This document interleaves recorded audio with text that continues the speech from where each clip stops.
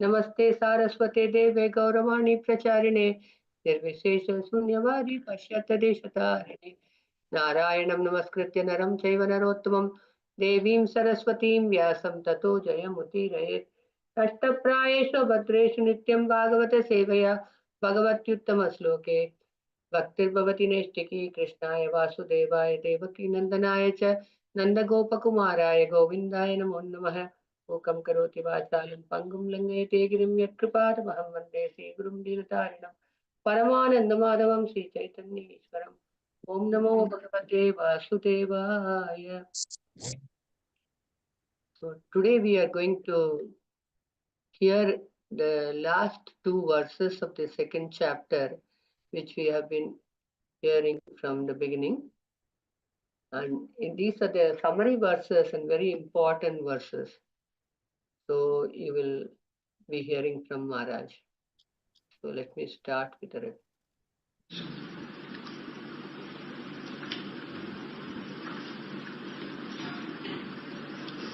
We've been hearing about, after completing this meditation upon the Supersoul process. Is the audio clear to you all? Yes, Mataji. Okay, thank you.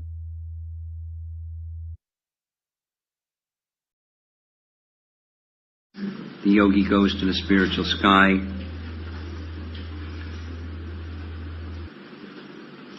Shukadeva Goswami says everything that I've said is authorized.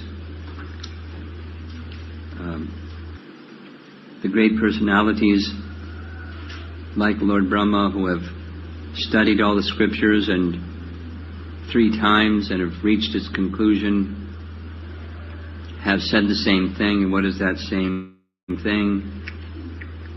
That there's no more auspicious path than the process of bhakti yoga to achieve the goal of life. We covered this very spectacular verse and purport with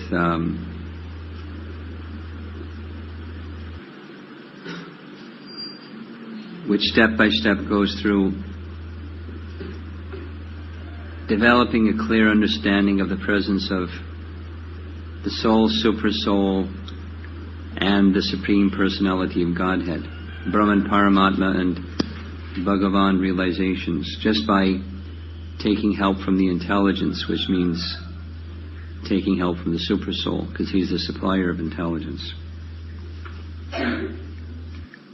So the concluding verses, Tasmat sarvatmana rajan hari sarvatra sarvada shrotavya kirtitavyascha smartavyo bhagavan Renam. So this phrase, Shrotavya Kirtitavyascha Smartavyo Bhagavan, and it ends in different ways, Renam. This is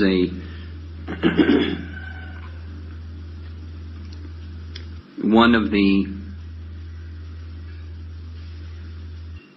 refrain verses, like in music, when there's a series of notes that appear again and again. It's the refrain, like when you're singing bhajans, you sing the words of the song, you come back to the refrain, and you sing some other stanzas and come back to the refrain, and sing some other message and back to the refrain. There's a theme upon which other messages rest. In classical music, there's Western classical and Indian classical, there's raga, there's certain notes. The combination of those notes create a certain mood, and there's ragas for different times of the day, and different notes help augment the mood. There's a science to it. Or in Western classical music, a certain in musical composition, the whole orchestra of all the different instruments will play a certain series of notes, and then to amplify the bassoons will play, and then the violins will play, and the harps will play, and then the oboes will play, and then the whole orchestra will play, and then they'll go off in some other kind of music, and they'll come back to the refrain. So it's I'm using these examples to show how the poetry, the Bhagavatam, works. There are certain phrases that are essence messages, they're refrains. So many other messages are built and resting upon them. So this is one of them. And they often, this particular one, start with tasmat. Tasmat means therefore. So this is a summary. So many things have been said in this chapter, and now here is the summary of what those so many things are. Tasmat Sarvatmana, all souls. Hari Sarvatra Sarvada, the Supreme Lord everywhere and always. Prabhupada repeats this 5 times in the purport, everywhere and always, because the super soul is all pervasive. So everywhere. And at all times, there's no appropriate time to think of God, and then you don't think of God because you're too busy with work, and then, oops, I need to think of God. It displaces, Krishna consciousness or God consciousness displaces fruitive mentality. Fruitive mentality is, in the absence of God, I'm very focused on getting the fruit of my work, getting the carrot at the end of the stick, getting the thing that I desire. And false ego becomes very prominent also. I'm going to do it. And the object is my goal. The fruit of my work is my goal. It's what's driving me and inspiring me and passionately pushing me on. The mode of goodness is reflective. I'm not, Krishna will take care of my necessities, and he knows better than I do what I need. And he'll take care of that.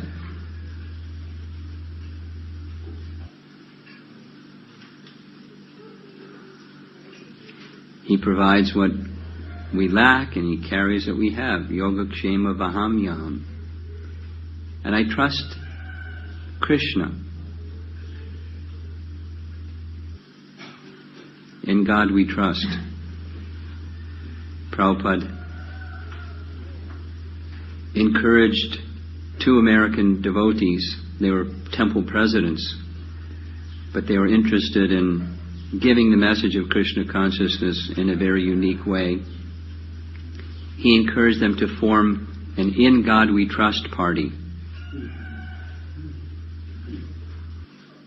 You know, they're government parties here in India, this party and that party, and in America it's Republicans and Democrats. So Prabhupada said, form the In God We Trust party. Because that's a phrase upon which America was founded, and suddenly God disappeared because separation of church and state, but in God we trust.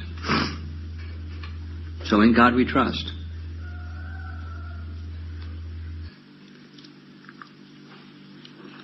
And when one is trusting in God, fruitive mentality is no longer the driving force. It's trusting in God is the driving force. Serving God is the driving force. So, Sarvatra Sarvada, everywhere and always.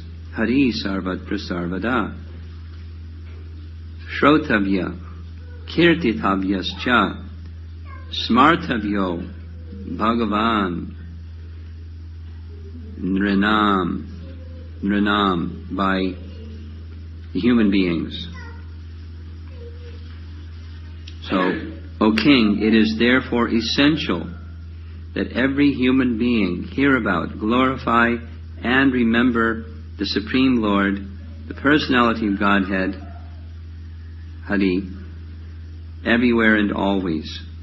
Or Bhagavan, Smartavya. Bhagavan, Nrinam.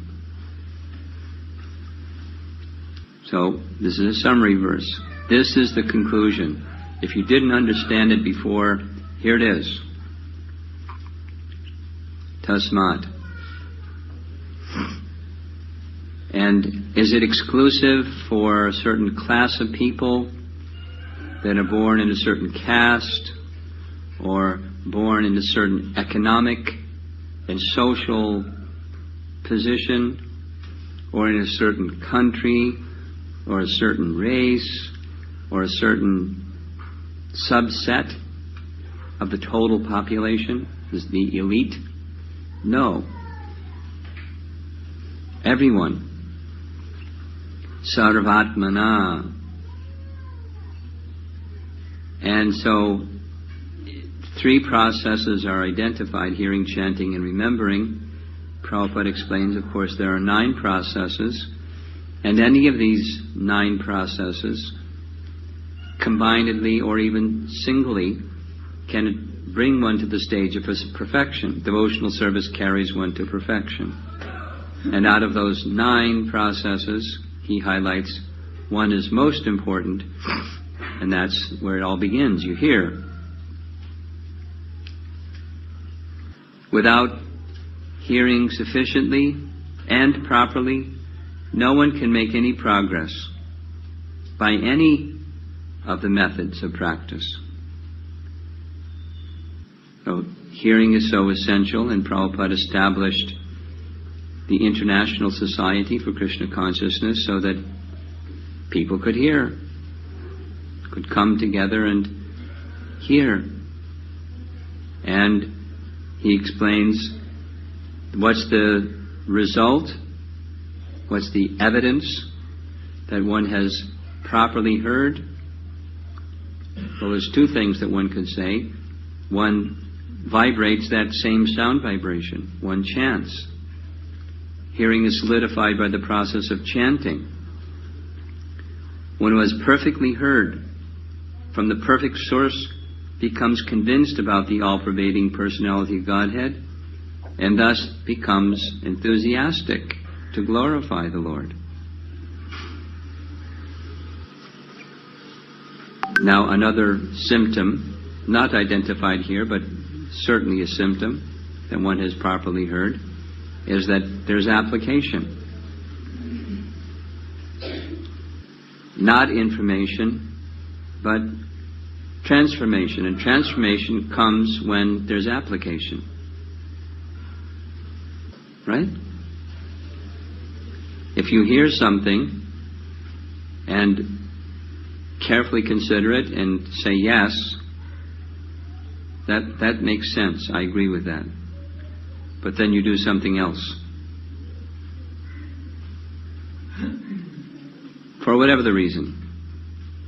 You get distracted, or you're lazy, or you said you understood but you really didn't understand. It didn't have the impelling or compelling feature to it. Then hearing is insufficient. So hearing means applying. And if one hasn't clearly understood, then one should inquire. Until one has clearly understood, there's no harm in that. In fact, that's wanted. Inquiring. It's one of we can see from Maharaj Parikshit's own case. He asks a lot of questions. And that's an indication that he's been very, very attentive in hearing. It's kind of obvious, but I'll state the obvious.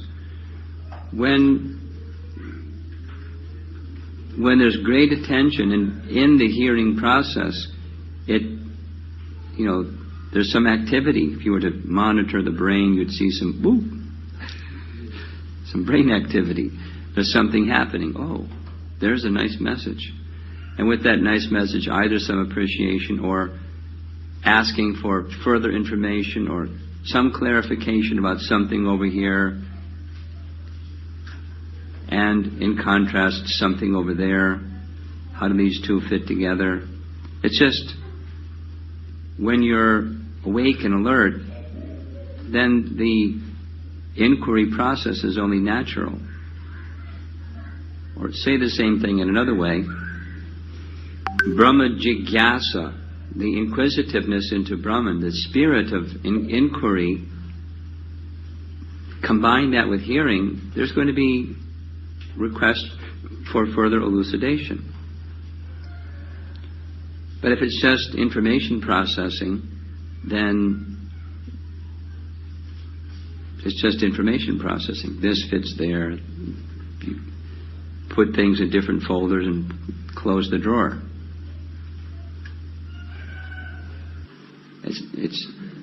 With those ideas, it's just information. It's not meant for application. But if I have to apply something in my life, I'm going to want to be very careful to make sure I've understood it and get down to the business of applying it. So, Tasmat Sarvatmana Rajan Hari Sarvatra Sarvada Shrotavya Kirtitavyascha Smartavyo Bhagavan Nranam. And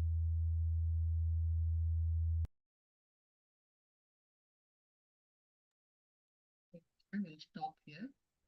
And these the two verses are very, very important verses, summary verses, and the first one is elaborated into his talk. So anybody would like to give their understanding or realization? Yes, Sarvari Mataji. Hare Krishna Mataji. That line that Hari is everywhere and always, that was very soothing. And also that in God we trust party. That itself is so nice. If people can do that, then there will actually be no problem in the world. So these two lines I liked very much. And one question, Mataji, did Maharaj mention that Brahma had read the scriptures 3 times? Brahma had Read the scriptures 3 times. Oh, Just thought I'll just confirm that. That's it, Mataji. Thank you, Hare Krishna. I didn't catch that because I don't understand what he meant by that. Because Brahma, it was revealed to his heart, the Vedas. That is what I know from Bhagavatam. Maybe somebody else will throw some light on that statement, Mataji. Anyone else would like to answer Mataji's question? Hare Krishna Mataji. But it just means like sometimes if it is repeated multiple times, like minimum 3 times, is considered any important thing. Okay, it's just not done once, but it is like emphasized multiple times, like do it, right? Like that. So here it emphasizes that Brahma, after reading multiple times, that's what my understanding is. And this is what it is. Like, Hare Nama, Hare Nama, Hare Nama Kevalam, right? Like, so we say 3 times. So like that, okay, the emphasis is put there. For anything which is important, it is repeated multiple times or carefully read multiple times, like that. That's what my understanding is. So repetition is important for proper understanding and application. Yes. So that is, yes, Prabhu. Thank you so much. Thank you, Prabhu. Hare Krishna. Keshava Prabhu. Hare Krishna Mataji. Actually, there is a verse in this particular section where it is specifically mentioned that Brahma Devji had read Bhagavatam or studied 3 times. I'm just looking for that sloka. I'll come back, Mataji. Okay, Prabhu. Hare Krishna. Thank you so much. So, Chennakeshwar Prabhu. Yeah, Hare Krishna Mataji. From today's session, I like these statements. One perfectly here from the perfect source. The transformation comes from the application. The hearing means inquiry. Like Maharaj Parikshit asked many questions after hearing attentively. That's it, man. Thank you. Yes, Prabhu. Very nicely put. Yes, Nilima Mataji. Yes, Mataji, Hare Krishna. So I have the same appreciation as Channakishore Prabhu. I'm really amazed at Maharaj's comprehensive elaboration on what it is to hear and what happens if we hear and why the message doesn't go in. So I'm really amazed at that much. Just appreciation. Yes. Maharaj emphasized very nicely that without hearing properly or sufficiently, one cannot attain perfection even by any one of the other methods of bhakti. We know there are 9 angas of bhakti. Any one of the anga will lead you to perfection, but along with that other anga, the hearing is always required. So hearing is that very important, that without that, we are not going to progress much. And he also said that if one has heard properly, the evidence, the practically you can see that it will be converted into proper chanting. Kirtan or glorification will follow. And there will be transformation in that person because he is trying to apply what he heard.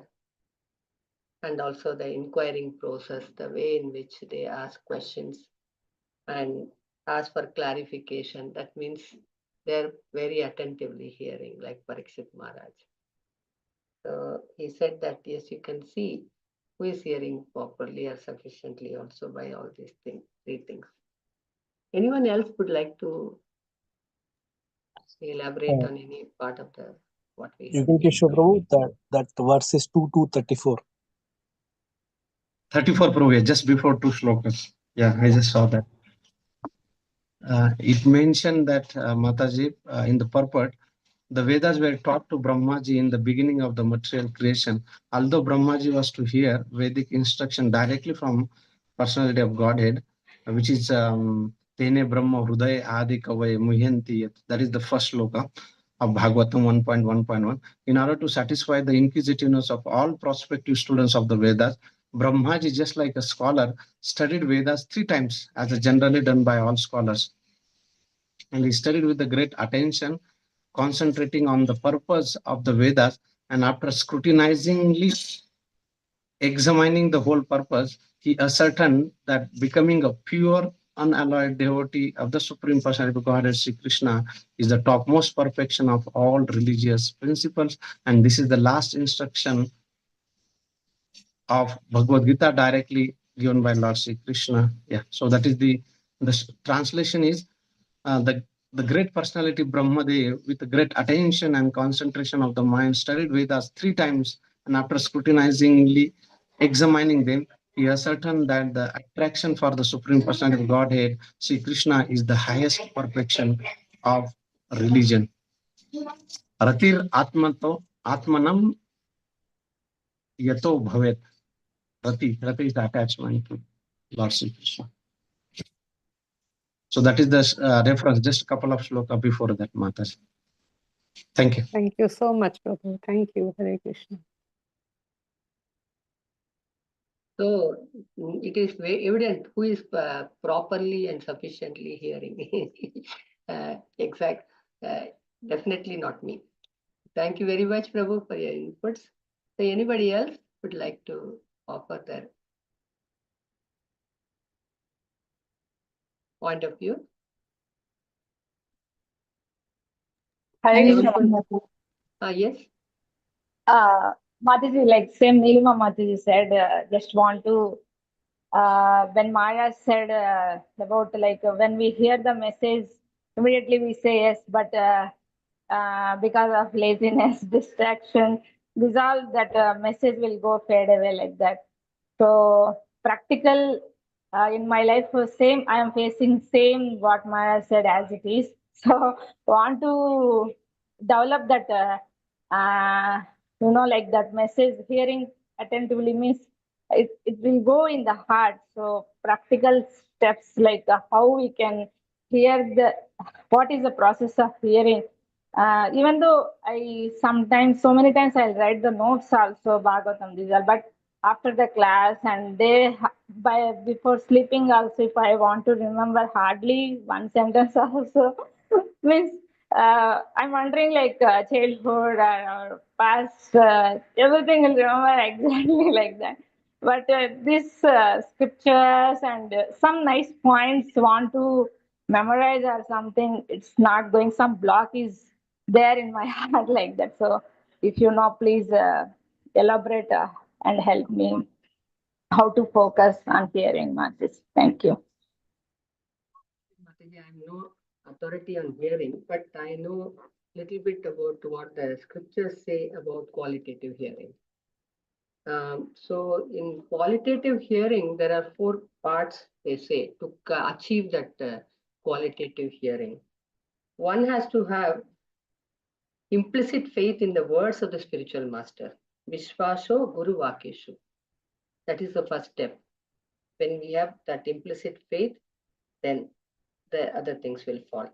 Then second the step he says is Swasmin Dinatve Bhavene, an attitude of humility about one's worth. That is also essential. When we are hearing submissively, the more will be the transformation. And then Mano Dosha Jayas Chaiva. So we should be victorious over the faults of the mind. Mind, is a very troublesome thing, and it has got its own conceptions, and it filters more according to its own way it tries to understand what is heard. So by constant practice, abhyasa and vairagya, we know by constant practice and detachment, one should control the mind and the mind's antics. Then katayam nischalamatihi, then unswerving concentration on the topics of discussion. So these are the 4 things which are going to aid in our hearing. So hearing, as we heard, they say it has got 3 parts. One is shravanam, that is hearing the text, like putting the food into the mouth.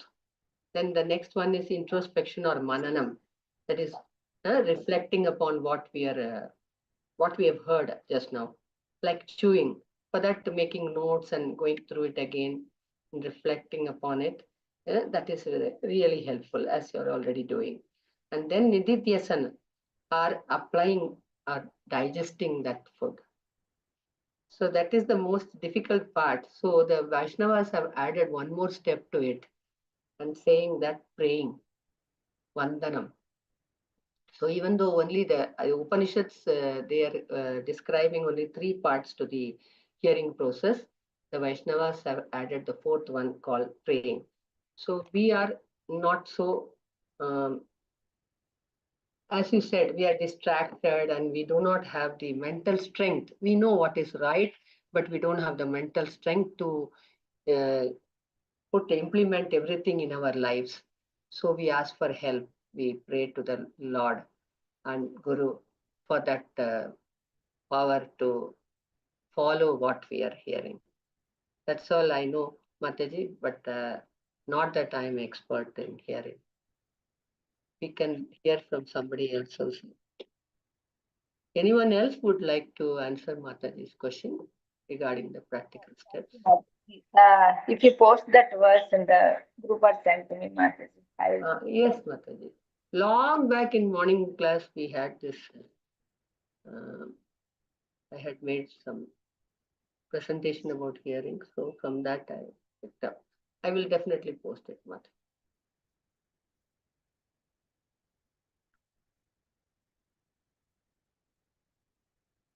Shamkund Prabhu, are you there on the call?